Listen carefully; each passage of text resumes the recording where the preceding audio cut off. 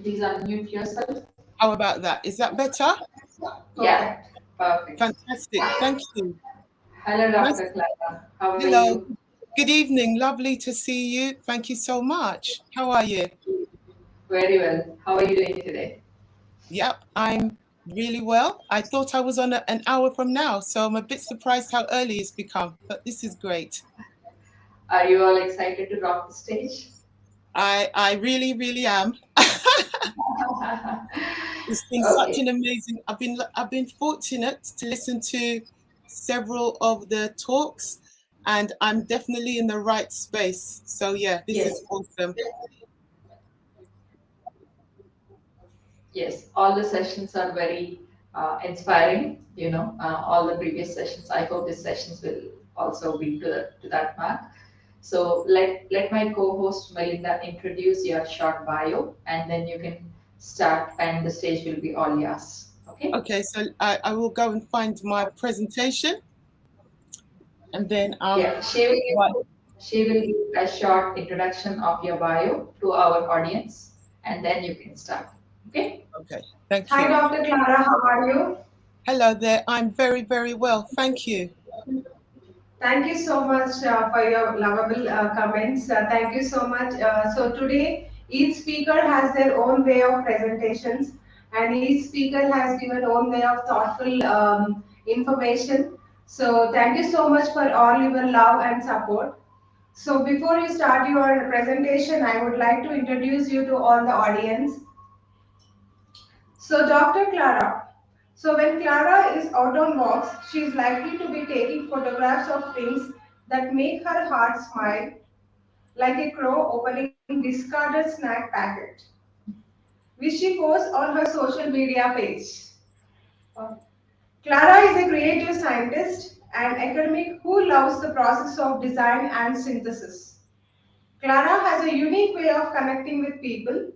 She is someone people speak to. Strangers tell her their stories. Clara is an executive coach whose entrepreneurial, personal, and creative pursuits enrich her life. Her spiritual, active lifestyle, she fasts, prays, and meditates every day, keeps her grounded. That's really wonderful, wonderful, Dr. Clara. You can start the presentation. Thank you. Thank you so much. So I want to say thank you so much for this opportunity. I'm absolutely delighted to be on this stage listening to such wonderful presentations. I'm Dr. Clara, and I am an executive coach. I'm a mentor, as well as the creator of a program called Energy Mapping. So today, I want to share with you how thoughts become things, and I want to share a story of how I changed a relationship at work from sour to sweet.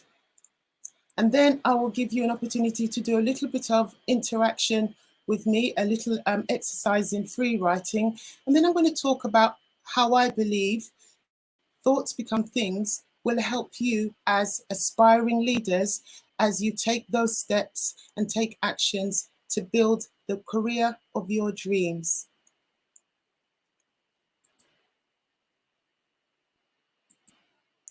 So I want to ask you first, thoughts become things.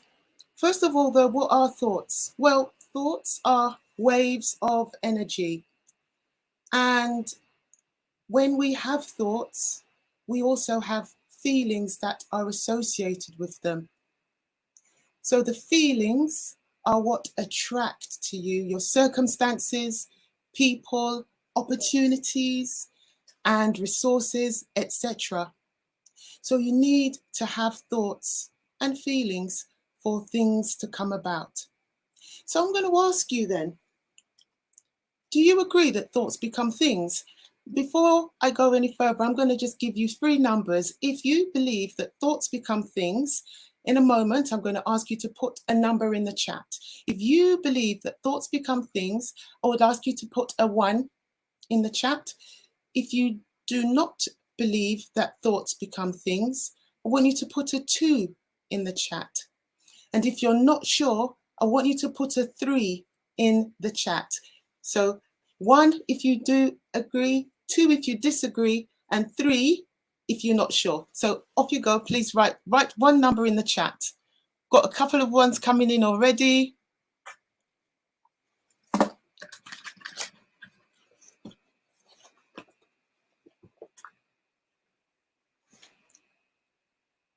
Thank you. That's absolutely excellent. Thanks for joining along with me. So I want to share with you.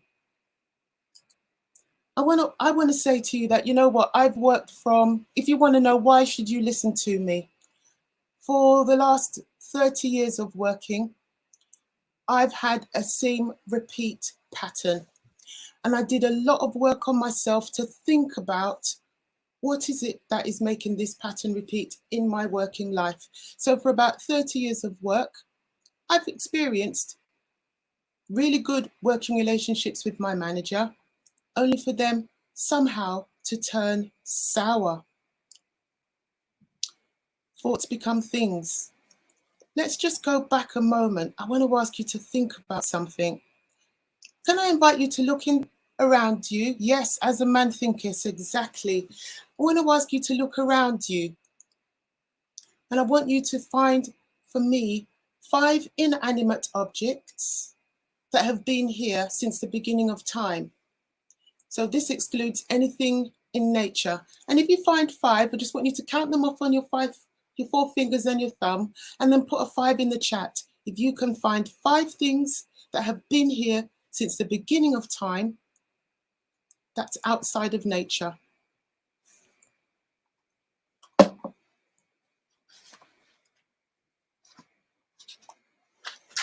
Nothing, no 5s coming into the chat. And that's a good thing. It means that I'm with the right people, and the right people are here with me today. So I was telling you why you should listen to me. And you know, I've been through experiences, and I know what it's like when you're aspiring to great heights and somehow it seems to keep evading you. I know what it's like to be working at the top of your career. I've been a director and had that job taken off me as well. So I understand what it's like when you want to go forward, but you feel like the thing you want to retain is just out of reach. So I stand here before you with a message of hope and some answers that I believe will help you as aspiring leaders. So here's my story. And I want to tell you a story about something that happened to me in my personal life, in my professional life, and how I used the simple law of thoughts become things to turn that situation around. Let's call the person my team leader. So let's call them team leader. So I had a sour relationship, which started off well with team leader, and it had been sour for about 2 years, no, nearly 3 years.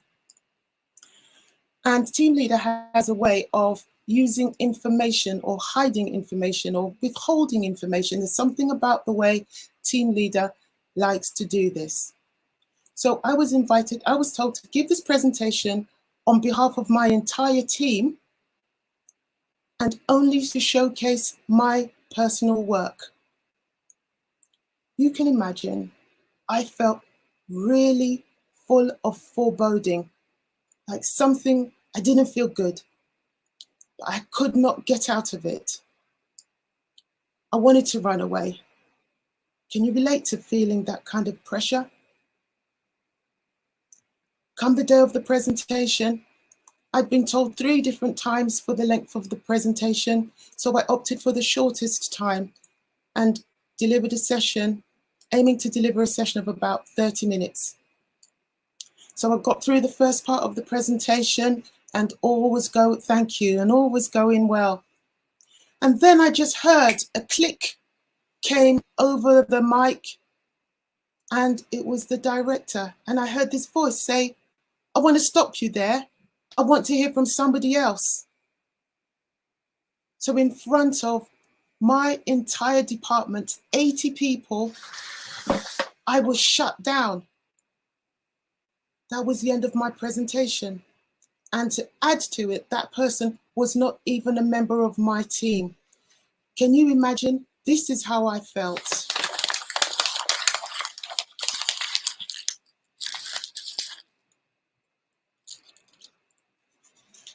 I was speechless. And I kept quiet. I closed the presentation as best I could, making a comment into a joke, and said, oh yes, looks like, gosh, I didn't realize how quickly the time had gone. I made a decision. Never again would anything like this happen to me. I decided I was going to take full responsibility for my relationship with team leader. And things started to change. The first thing I did then was go to my journal and wrote everything out about that relationship. Things I liked, things I didn't like, how I wanted that relationship to be. And I acknowledged my part in how the relationship had turned. The things I really wanted to have happen was I wanted to be treated with respect. I wanted my name to be spoken well of in rooms. And the same team leader was going to be singing my praises.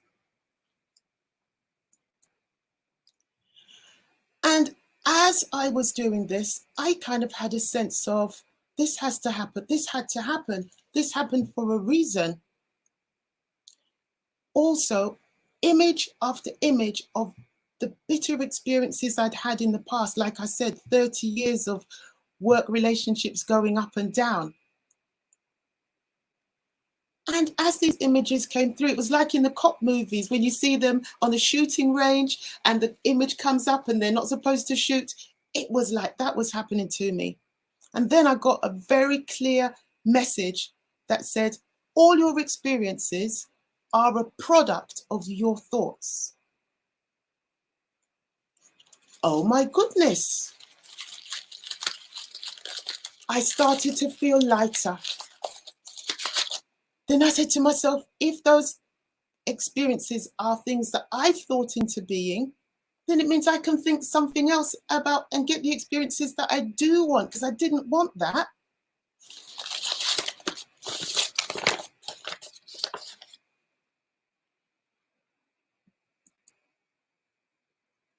Then I thought and I reflected and I said, but where did all these thoughts come from? So why is Dr. Clara showing you 3 pairs of shoes on a slide right now? The 3 pairs of shoes kind of helped me to explain where I went to in my thoughts. So the black shoes are my dad. Shoes represent my dad. The red shoes represent my mum. And the white shoes represent me as a child. So my early recollections about work was my dad coming home from work and saying that his manager has given him a different name and not the name he was born with. They called him by another name. For my mum, all I can remember is my mum always in a hurry, looking beautiful as she rushed out of the door to go to work and leaving me with childminders. I can remember a particular time when my mum had to phone my dad's office and they didn't know who my dad was. And I remember saying to my mum, they don't call daddy that. This is the name they call daddy. And my mum being really cross. And then she used the name that I said. And they said, oh, yes, we know that. We know who that is. Oh, yes, that's fine. Thank you for letting us know. So I hated, as a child, I hated the managers of my parents for the way that my dad was treated and the way that my mum had to leave me and could not look after me. I made a decision that as a child, managers were bad people. And as a child, that formed a key part of my working mindset. Into my reticular activating system, that part of my brain that controls my actions, through the messages that have been set there, it was like that golden retriever, in this gorgeous golden retriever in the picture. When I went to work, I, unbeknown to myself, was holding the memory, or holding the expectation that I was going to have a terrible time with my managers, and managers are bad people. And off that reticular activating system went, like that golden retriever, and it was, yes, that's what she's expecting. And that became my lived experience for almost 30 years, apart from 1 or 2 jobs. I ought to add, I've got something in common with Madonna. If you read her book, she says that she got fired from every single job that she had when she first started working until she got into the music industry. And I too, I got fired from 3 of my jobs. The contract simply wasn't renewed.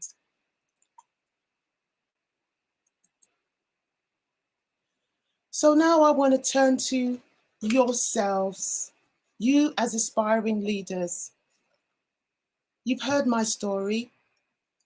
Unbeknown to me, I went to work with the expectation that managers were bad. Think about your aspirations as a leader now. Where are you putting your thoughts? Where are you putting your mindset? What is in your mindset? Where are you putting your energy? Are you focusing on the things that you really want to have, or are you really paying more attention to the things you don't want? Let me bring back this bit of paper, because I don't know about you. This might look to you like a crumpled up piece of paper, but what this was many surface areas. I had now hundreds of surface areas, opportunities on the front and the back. A new way of thinking. I could fix things. I could do this with my mindset. I could do this with my thinking.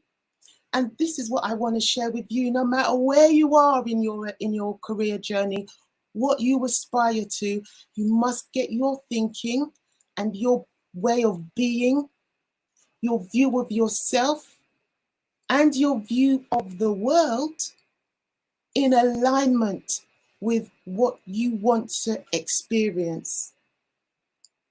What I want to do now is just take 2 minutes of your time, and in a moment I'm going to give you a chance to just do some free writing. So please get your book and your pen, and we're going to have a chance to free write about your career or leadership aspirations. Let me get my clock timer ready. So I'm going to ask you first to relax. I'm going to count you down into some breathing. So 3, you're going to take a nice deep breath in and gently let that out, all the way out. And then take in the next breath, 2, and breathe that out all the way out. You should be feeling calmer and relaxed as you go. And then breath number 1, breathing in and letting that relax. Should be feeling calm and settled now. And I'm going to keep a clock timer for 2 minutes. And I want you to free write, please, and your thoughts about yourself as a leader.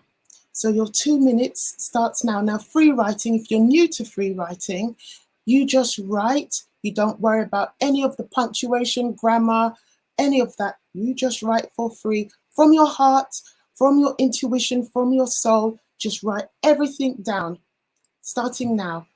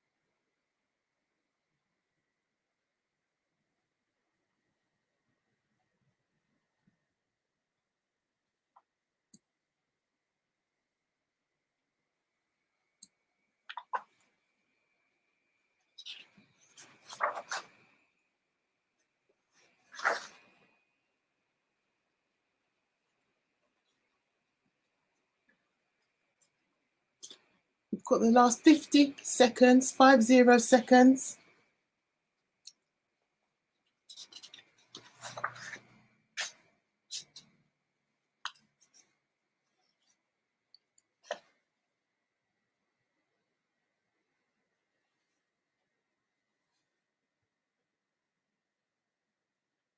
Down to the just under last 30 seconds.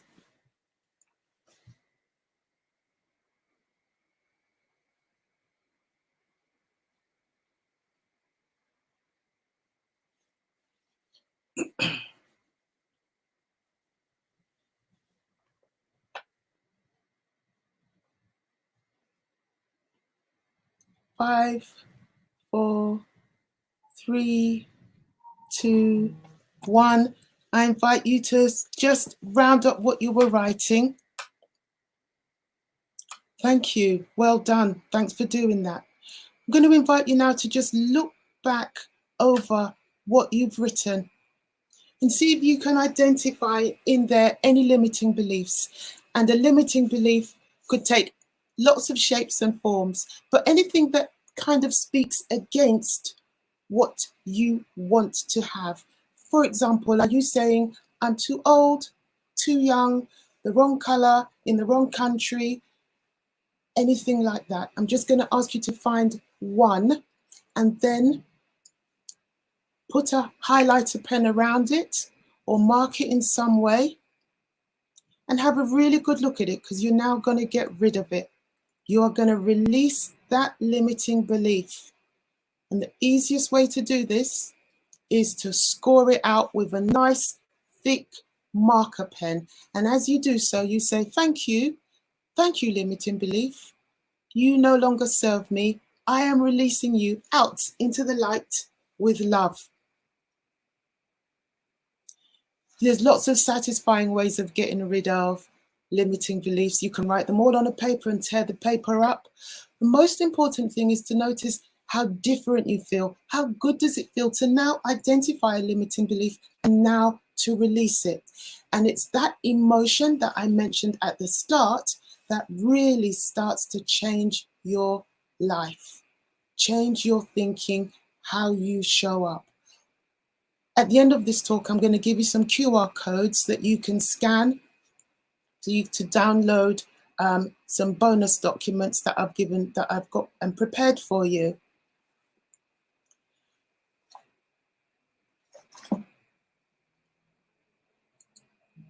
So, by the way, what happened at the end of that job? What happened at work? Well, I got all the 3 things that I wanted, as I shared with you. One of the other things I did was get myself a buddy, and I said to this buddy, look, I hated the way that thing happened in the office at that presentation. This is my new thinking. This is my new paradigm. Can you, anytime you hear me speaking badly about that situation or myself or team leader or the department, anything at all, just say to me, new paradigm. I want to change things and I just need that support from you. And you know what they said? If you're doing that, you're not doing that without me. So I had an ally and I made it my business. I committed to feeling good, showing up right. And sure enough, within 3 days, I noticed that in the first team meeting, I was enabled to speak, whereas before I'd been left till last, or my share would be carried over. Thoughts became things. So you as aspiring leaders, yes, I've shared with you about changing a relationship in my life. The relationship that really changed was the relationship I had with myself. I worked my way towards feeling unconditional love for myself and a completely different view of the world. I stopped viewing managers as horrible people, harmful people, and that really helped to raise how I felt. So I've created a program called My Energy Map to Life, and it allows you to go to work and come back with confidence. So you go to work, be confident and look forward to your day with optimism and hope, connected to your real self-awareness, your real understanding of yourself as an emotional and energy being, so that when you go to work, you flourish at work, you cultivate and practice good habits that rub off onto other people, and you raise the vibration of your workplace. That sounds amazing. You can do exactly these same steps to get your career aspirations realized. It's all about how you shift your mindset.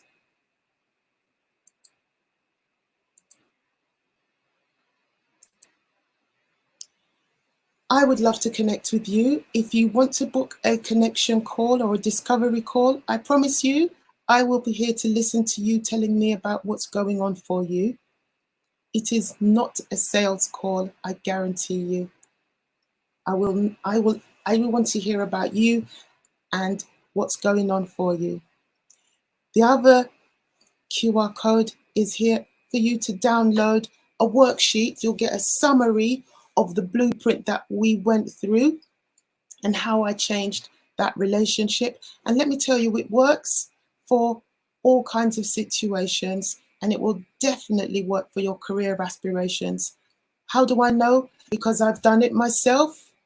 I've shared it with my coaching clients, and I've seen them get jobs that have taken them to national level jobs. So I know that energy mapping works. I want to work with organizations, 10,000 organizations doing energy mapping, getting those staff operating at their most self-aware and self-confident selves is going to be great for them and great for the business. I also work with individuals in their own right. Everybody, thank you so much for listening. Let me quickly share with you who some of my sources of literature have been. All my work is evidence-backed. I use all the models and methods that I use have been researched by science, psychology, neuroscience, social science, things like journaling, things like mindfulness and meditation. We know that they work. Ancient people knew that they worked. Science has caught up. So this is all stuff that I've learned through practice, through training, through coaching, through mentoring, and I've put something together to help people like you achieve their aspirations. Best of love from London. I'm Dr. Clara Kalu. That's the end of my talk.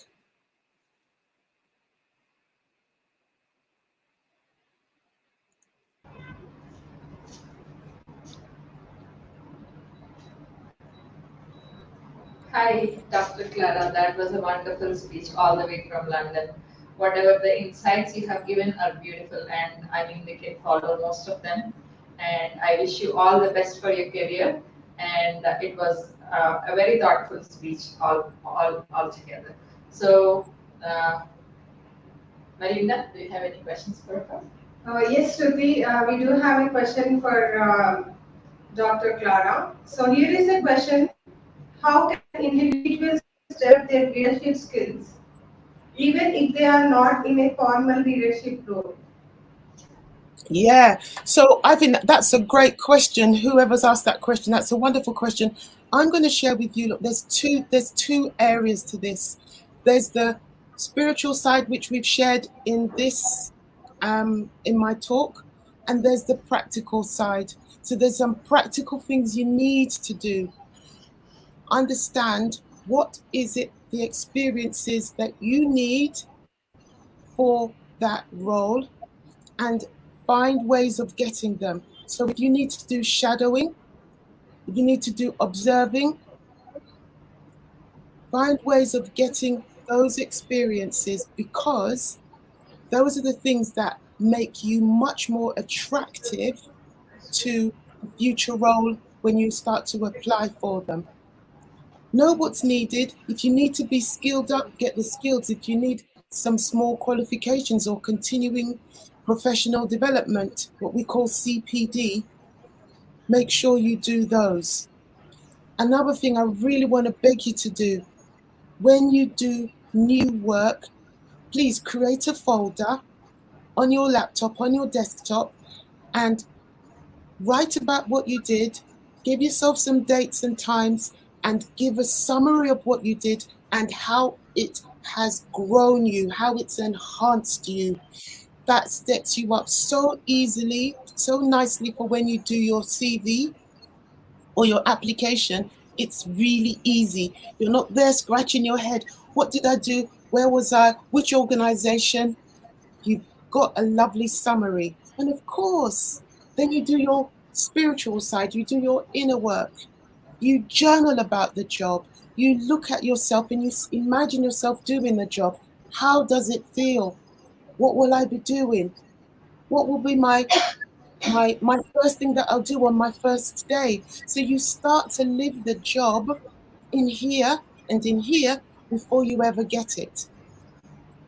If you look at what professional athletes do, they win that race, they win that swimming, they win that gymnastics in their head and in their heart before they ever get out into that event. And this is the same practice that once we cultivate it, it's the mindset, it's our energy, our emotions, and then the actions we take. When you want to go for something, speak well of yourself, speak well of what you're doing. Those are such powerful things that we have when we start speaking is our words. So practical things and then the spiritual things. I hope that answers your question. Yes, Dr. Clara, we really got a very good information. That was really a great question, and you have answered it very well.